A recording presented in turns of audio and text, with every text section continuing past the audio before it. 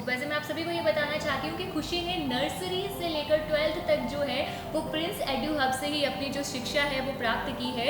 और ये जो क्लियरिटी है या यूँ कहूँ कि ये जो इंटेलिजेंसी जो है वो आप खुशी के चेहरे पर देख पा रहे हैं, खुशी के साथ देख पा रहे हैं। वेल, काफ़ी अलग प्रिपरेशन खुशी ने की होगी और आपने देखा होगा खुशी को वो प्रिपेयर करते हुए।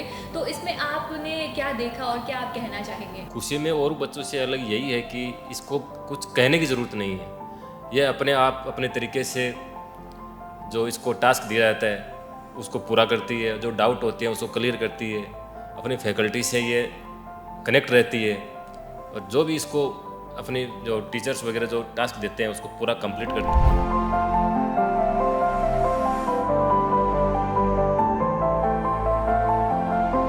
हेलो हाय नमस्कार, मैं आरजे ग्रेसी। और जैसा कि आप सभी जानते हैं कि 12th सीबीएसई का रिजल्ट आ चुका है और पूरे भारतवर्ष में सिर्फ एक ही नाम है, वो है प्रिंस का। क्योंकि प्रिंस के अंदर हमारी जो खुशी है उसने ऑल इंडिया टॉप किया है बहुत ही शानदार रिजल्ट्स के साथ। 99.80 परसेंटाइल के साथ खुशी ने जो है वो राजस्थान में टॉप किया है। कॉन्ग्रेचुलेशंस खुशी, और खुशी के पेरेंट्स भी। मतलब जो खुशी है वो दिख रही है आप सभी के चेहरों पर और नज़र आ रहा है कि कितना, मतलब कहते हैं ना, पूरे साल भर की मेहनत होती है ये, तब जाके ये रिज़ल्ट की घड़ी आती है। और इतने अच्छे रिजल्ट्स के बाद तो भाई शुभकामनाएं देना बनता है। मैम, कैसा महसूस हो रहा है आपको? बहुत अच्छा लग रहा है। क्या बात है। और सर, आप कुछ कहना चाहेंगे? बहुत अच्छा लग रहा है आज इस खुशी में शामिल होके कि एक बच्ची के माध्यम से इतनी बड़ी सफलता हमें प्राप्त हुई है, उसके लिए अच्छा लग रहा है। क्या बात है, बहुत ही खूब। वैसे सर, खुशी में क्या अलग आपको नज़र आया कि भाई खुशी जो है वो बाकी बच्चों से अलग है? क्योंकि 99 परसेंटाइल लाना इतना आसान काम नहीं है। काफ़ी अलग प्रिपरेशन खुशी ने की होगी और आपने देखा होगा खुशी को वो प्रिपेयर करते हुए। तो इसमें आपने क्या देखा और क्या आप कहना चाहेंगे? खुशी में और बच्चों से अलग यही है कि इसको कुछ कहने की ज़रूरत नहीं है। यह अपने आप अपने तरीके से जो इसको टास्क दिया जाता है उसको पूरा करती है, जो डाउट होते हैं उसको क्लियर करती है, अपनी फैकल्टी से ये कनेक्ट रहती है और जो भी इसको अपनी जो टीचर्स वगैरह जो टास्क देते हैं उसको पूरा कंप्लीट करती है और फोकस पूरा रखती है अपनी स्टडी पे। क्या बात है। मतलब आपने जब प्रिंस को चूज़ किया, प्रिंस एडू हब को चूज़ किया, तो अब आपको ये जो गर्व है वो महसूस हो रहा होगा कि हाँ भाई, टीचर्स का भी एक बड़ा रोल रहता है रैंक्स में। मानती हूँ कि खुशी का और उनका भी रहा है, लेकिन पेरेंट्स का और टीचर्स का भी अहम रोल रहता है। बैकबोन की तरह ये काम करते हैं, तो आपका भी काफ़ी रोल रहा होगा इसके अंदर। तो आप क्या कहना चाहेंगे? जी, रोल तो मेरा रहा ही है कि जब बचपन से ये थे तो उनको पढ़ाने के लिए किस तरीके से बैठना है आपको, किस तरीके से आपको ये डाउट क्लियर करने हैं, किस तरह से स्टडी करनी है, इस पे मेरा पूरा फोकस रहा और मैंने गाइड किया और उसके ऊपर ही ये आज चलते हुए ये सफलता डिसिप्लिन के साथ में मैंने पढ़ाई की।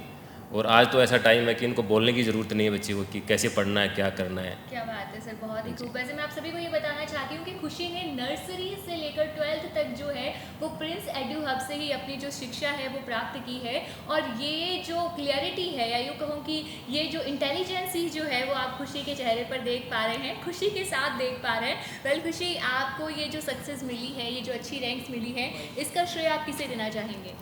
मैं इसका सबसे ज़्यादा श्रेय तो अपने पेरेंट्स को देना चाहूँगी और अपने टीचर्स को।